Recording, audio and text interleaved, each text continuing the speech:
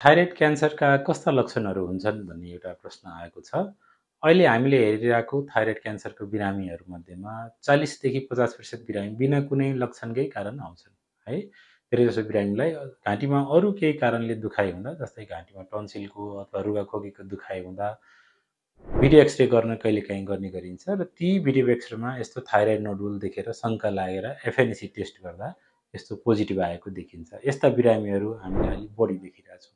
ती बाहेकका बाँकीका 50 देखि 60% बिरामी लक्षण लिएरै आएका हुन्छन्। ती लक्षणहरूमा प्रथम त थाइरोइड ग्रन्थि शरीरको जहाँ हुन्छ हाम्रो घाँटीको तल्लोभागमा त्यहाँ चाहिँ स्वेलिङ भएर आउनु।